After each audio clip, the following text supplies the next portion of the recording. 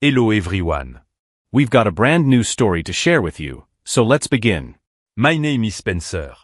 The moment my wife of many years told me she had never really loved me and was going back to her ex-boyfriend was the moment I understood that my entire adult life had been built on a foundation of lies, but instead of collapsing into anger or desperation, I simply nodded and began the quiet process of reclaiming what's left of my life. Carmen and I had been married since we were both in our 20s. Back then, we were young and optimistic about building a life together. Our son was now 18 and had just started his freshman year at a state university, leaving Carmen and me to navigate the empty nest phase of our marriage and rediscover who we were as a couple. On the surface, our marriage had seemed steady in all the unremarkable ways that long-term relationships often become after the initial passion fades. We shared household responsibilities, managed our finances cooperatively, attended our son's school events together, and maintained a sort of partnership that I had assumed represented mature love. Our life together had developed predictable rhythms around work schedules, family obligations, and the routine maintenance of a household and marriage that had lasted nearly 2 decades. Carmen worked as an office manager for a dental practice, while I had built a career in logistics management that provided steady income and a reasonable work-life balance. We would have dinner together most evenings, watch television or read, and sometimes discuss the practical aspects of our daily lives. But looking back now, I can see that what I had interpreted as comfortable stability was actually emotional distance that had been growing between us for years without my conscious recognition. Carmen had been going through the motions of married life while apparently longing for something or someone else entirely, though she had never given me any clear indication that she was unhappy or unfulfilled in our relationship. The revelation that would destroy my understanding of our marriage came during a discussion about our family finances. Carmen and I had been reviewing our budget and planning for some home improvements when we began disagreeing about priorities and spending allocations. Carmen wanted to renovate the kitchen with expensive appliances and custom cabinetry, while I thought we should focus on more practical improvements like replacing the aging HVAC system and updating the electrical wiring. These kinds of financial disagreements weren't unusual for us, and I expected that we would work through our different priorities and reach a compromise that addressed both of our concerns. But as our discussion continued, Carmen became increasingly frustrated and accused me of never listening to her opinions or valuing her input on important family decisions. I tried to explain that I did value Carmen's perspective, but that some of her suggestions about the kitchen renovation didn't seem financially prudent given our current budget constraints and other competing priorities for our home improvement spending. I pointed out that the HVAC and electrical issues were safety and efficiency concerns that should take precedence over aesthetic improvements, even though I understood her desire to have a more attractive and functional kitchen. But Carmen perceived my practical concerns as dismissive and controlling, and she became increasingly angry as our conversation continued. She accused me of treating her like a child who didn't understand money management, and claimed that I had been making unilateral decisions about our finances for years without genuine consideration of her preferences and goals. The argument escalated beyond anything I had expected when Carmen's frustration reached a breaking point, and she delivered words that would completely reframe my understanding of our entire relationship. In an angry tone, Carmen told me that she thinks it's time to go back to her ex-boyfriend, and that she had never really loved me at all. She compared our two and felt that the ex respected her more. Carmen went on to explain that she had only married me because she discovered she was pregnant with our son and didn't want to have an abortion or become a single mother. According to Carmen, I had represented stability and financial security during a time when she was young and scared about her future, but I had never been the person she truly wanted to spend her life with. The clinical, almost businesslike way that Carmen delivered this devastating information was almost as shocking as the content of what she was saying. Her face was completely expressionless as she explained that our entire marriage had been based on practical convenience rather than love, and that she had been pretending to care about me for nearly 2 decades while longing for someone else. My immediate reaction to Carmen's revelation was complete silence. I didn't shout, argue, or beg her to reconsider what she was saying. I simply nodded quietly and tried to process the implications of learning that the woman I had loved and committed my life to had never felt the same way about me. The ground seemed to shift beneath my feet as I realized that every expression of love, every moment of intimacy, and every shared dream had been a performance rather than a genuine emotion. Carmen seemed surprised by my lack of reaction to her confession. She stood in our kitchen for several seconds after delivering her bombshell, apparently waiting for me to become upset, argue with her assessment of our marriage, or beg her to reconsider her decision to leave. When I continued to sit quietly without responding, she stormed out of the room with what appeared to be frustration that I hadn't provided the emotional reaction she had been expecting. That night, I moved to our guest bedroom and lay awake staring at the ceiling while trying to understand how I had lived for 17 years with someone who had been fundamentally deceiving me about her feelings and motivations.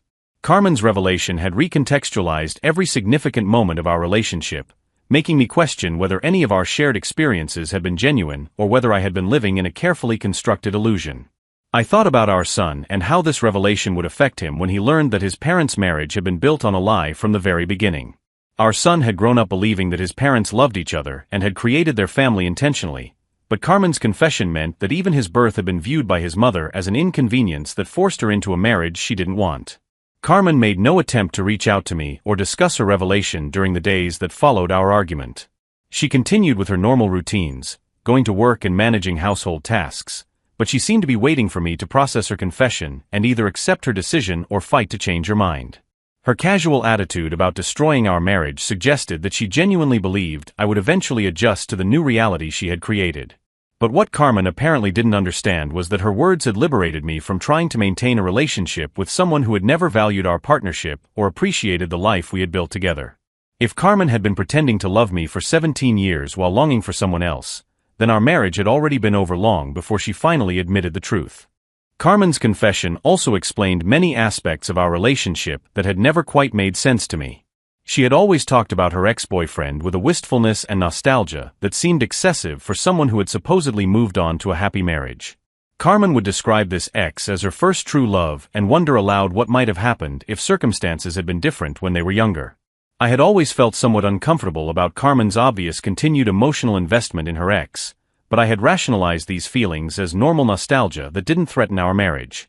Now I understood that Carmen's romanticization of her past relationship reflected ongoing feelings that had never been resolved, and that my discomfort had been justified rather than possessive or insecure. By the third day after Carmen's revelation, I had made the decision not to beg, argue, or try to engage her in a conversation to reconsider her assessment of our marriage. If Carmen had never loved me and viewed our entire relationship as a settling for security rather than a genuine partnership, then there was nothing I could say or do that would create authentic feelings that had never existed.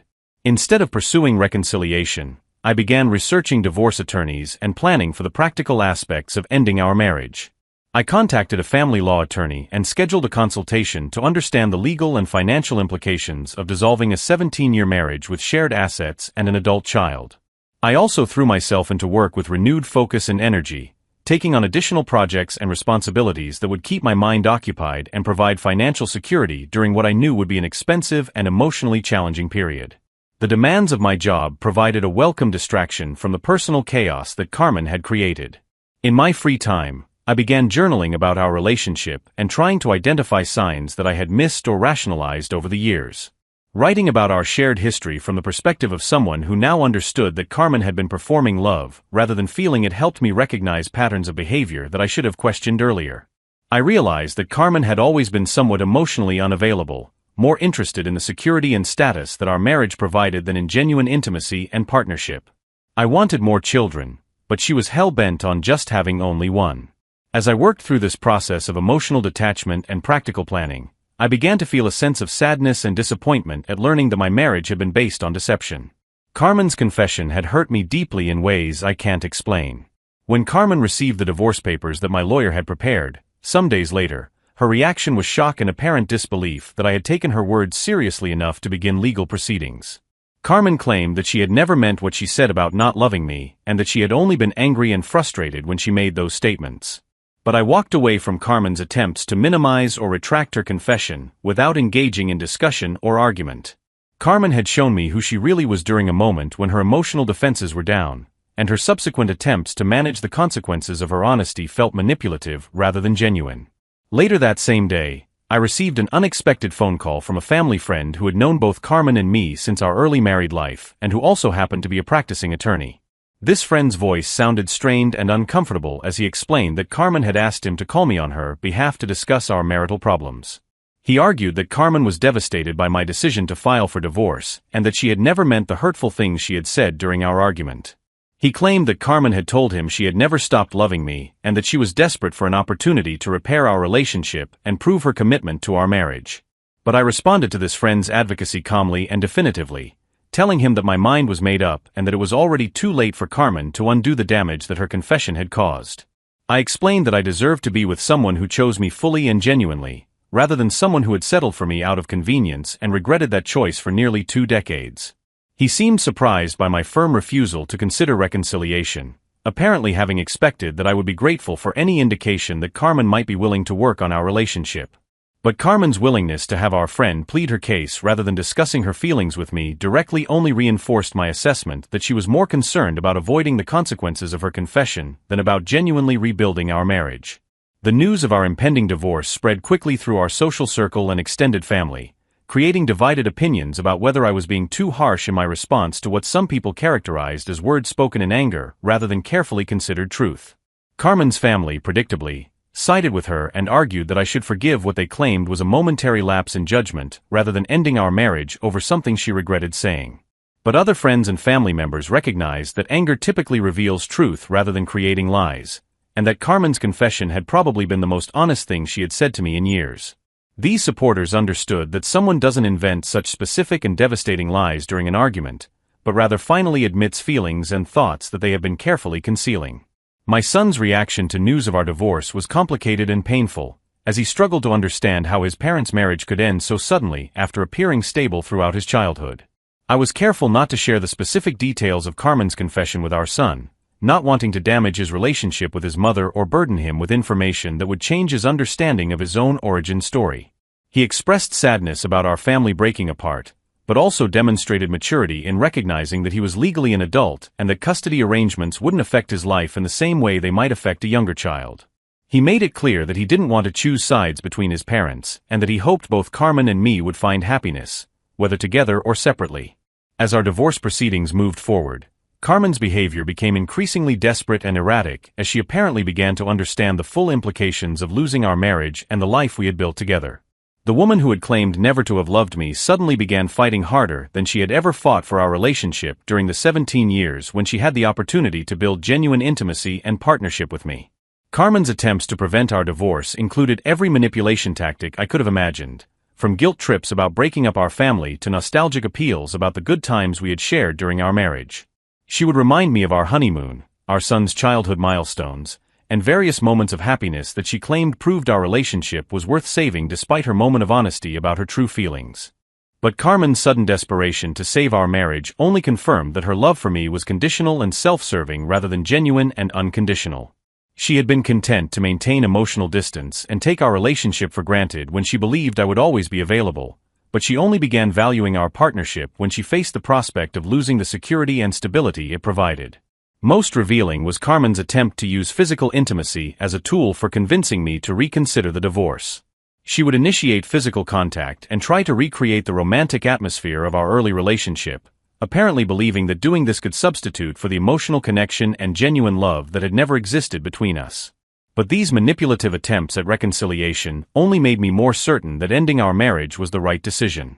Carmen was treating our relationship like a negotiation where she could offer concessions and incentives to change my mind, rather than recognizing that the fundamental problem was her inability to love me authentically rather than strategically. During one particularly emotional conversation, Carmen finally admitted in desperation that she had only said those hurtful things to wound me during our argument, but that my complete emotional withdrawal from her since that night had shown her how much she had taken me for granted.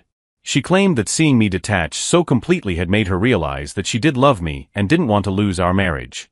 But I responded to Carmen's confession with the same calm detachment that had characterized all of our interactions since her original revelation. I told her that I no longer saw my wife when I looked at her, because the woman I had thought I was married to had never actually existed. Carmen had revealed herself to be capable of performing love for 17 years while feeling something entirely different and probably cheating on me. Such a person wasn't someone I could trust with my heart or my future. Carmen's breakdown in response to my emotional unavailability was both painful to witness and confirming of my decision to end our marriage. She had never shown such intense emotion about our relationship during the years when expressing genuine feelings might have created real intimacy between us, but she was devastated by the prospect of losing someone she had claimed never to have loved. The contradiction between Carmen's historical emotional distance and her current desperation revealed that she had been taking our marriage for granted in ways that had prevented her from appreciating what she had until it was being taken away. Her grief about our divorce seemed more about losing security and companionship than about losing genuine love and partnership. As our divorce proceedings continued through the complex process of asset division and financial settlement, Carmen's legal team fought aggressively for favorable terms that would maintain her lifestyle and financial security. The woman who had claimed that marrying me had been a mistake was now fighting to retain as many benefits as possible from that allegedly regrettable decision. But I approached the divorce settlement with fairness rather than vindictiveness, understanding that trying to punish Carmen financially would only prolong our legal entanglement and prevent me from moving forward with my life. I wanted a clean separation that would allow both of us to rebuild independently, rather than remaining connected through ongoing conflict or resentment. The custody discussion regarding our son was largely symbolic since our son was already 18 and living independently at college, but the legal framework established visitation schedules and financial responsibilities that acknowledged both parents' ongoing roles in his life. He made it clear that he intended to maintain relationships with both Carmen and me regardless of our marital status. Throughout the months-long divorce process, I maintained the same emotional detachment. I didn't try to hurt or punish her, but I also didn't allow myself to be manipulated by her various attempts at reconciliation or her claims that she had discovered genuine love for me only after threatening to lose me. Carmen's inability to understand that her confession had been liberating rather than devastating seemed to reflect her continued misunderstanding of what authentic love and partnership require. She apparently believed that expressing regret about her honesty would undo the damage it had caused, rather than recognizing that the problem wasn't her moment of truth-telling but the 17 years of deception that had preceded it. On the day our divorce was finalized, Carmen watched with obvious distress as I signed the final papers without hesitation or visible emotion.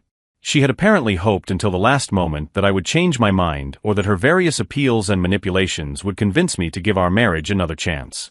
But I left the venue for the meeting that day feeling more relief than sadness, understanding that I was finally free from a relationship that had been built on a foundation of lies and maintained through performance rather than genuine feeling. Carmen's confession had ended our marriage, but it had also given me the opportunity to find someone who could love me authentically rather than strategically. The experience taught me important lessons about the difference between being loved and being needed, and about the importance of recognizing when someone is performing affection rather than feeling it genuinely. Carmen had needed me for financial security, social status, and practical partnership, but she had never loved me in the way that creates genuine intimacy and emotional connection. I learned that silence can be more powerful than argument when someone reveals fundamental truths about their character and feelings, and that accepting difficult realities with dignity often produces better outcomes than fighting against truths that can't be changed. Carmen's confession had hurt me deeply, but my quiet acceptance of her honesty had protected me from wasting additional years on someone who wasn't capable of authentic partnership. Most importantly, I discovered that self-respect sometimes requires walking away from people and situations that consistently undervalue your worth and contributions. Carmen had taken our marriage for granted for 17 years, and her sudden appreciation for our relationship only emerged when she realized my desire to end the marriage. The months following our divorce allowed me to rediscover aspects of my personality and interests that had been suppressed during my marriage. Without the constant effort of trying to earn love from someone who was incapable of providing it, I had energy and emotional availability for activities and relationships that brought me genuine satisfaction. Looking back on Carmen's confession that she had never loved me, I realized that her moment of honesty had been a gift that saved me from continuing to invest in someone who would never be able to provide the kind of partnership that marriage is supposed to represent. Her words had been devastating to hear, but they had also freed me from a relationship that was preventing both of us from finding genuine happiness. The years I had spent with Carmen weren't entirely wasted, as they had given me our son and taught me valuable lessons about recognizing authentic versus performed affection. Our son, now thriving in his junior year at college, has maintained good relationships with both of his parents despite our divorce, and he has expressed appreciation for the fact that we handled our separation with dignity rather than subjecting him to ongoing conflict and drama. He seems to understand that sometimes parents are happier apart than together, even when that reality is difficult to accept initially. Even to this day, I don't know if Carmen later reconnected with the ex, whom she claimed to have never gotten over. I found out through mutual friends that he was married with children. The house that Carmen and I had shared throughout our marriage was sold as part of our divorce settlement, and I used my portion of the proceeds to purchase a smaller place that better reflected my individual needs and preferences. 2 years after our divorce was finalized, I occasionally wondered what might have happened if Carmen had never revealed her true feelings about our marriage, but I was grateful that she had chosen honesty over continued deception. Living in a relationship based on lies would have been far more damaging than the pain of discovering those lies and having the opportunity to build something genuine elsewhere. Sometimes the most devastating conversations are also the most liberating, because they force us to stop accepting less than we deserve and to hold out for relationships that honor our worth and value our genuine selves. Carmen's statement had hurt me deeply, but it had also shown me that I deserved better than what she had been able to offer during our 17 years together.